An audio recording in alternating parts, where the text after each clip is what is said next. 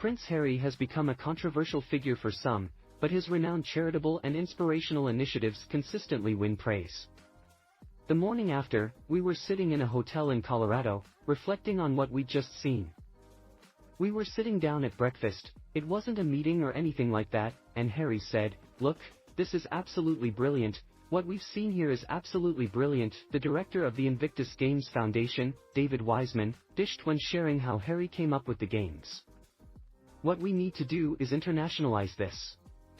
We need to invite allies and nations from all over the world. We're going to put it in the Queen Elizabeth Olympic Park.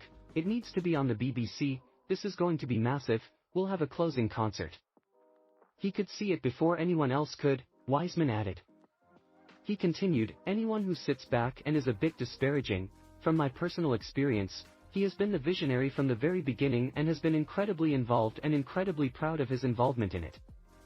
We didn't realize the time frame that he had in mind." The director then explained how the fiery-haired prince went rogue, bearing in mind that was May 2013, "We went back to the Warrior Games that afternoon, and he stood on stage at the podium, and I think it had been written in his speech, that vision to say, 'Look, we'd like to do this.' I think he'd added his own note that said, 'next year.' He went rogue." We were like, "What? Next year?" For a long time, there were 3 or 4 of us at the Royal Foundation managing this project. September 2014, we were there, at Queen Elizabeth Olympic Park. It might have been by the skin of our teeth, but we were there.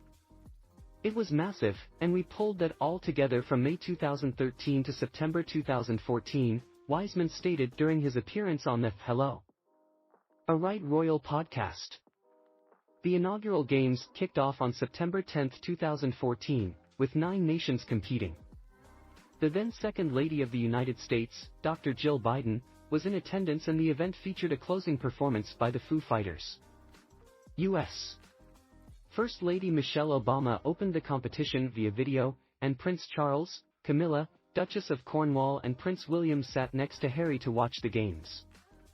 He fits in, he's a fun guy, and he fits in with that army environment.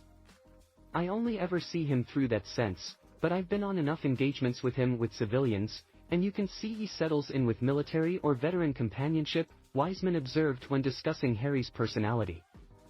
The 2023 Invictus Games recently concluded in September, which was the 6th staging of the competition. Reported on Wiseman's comments.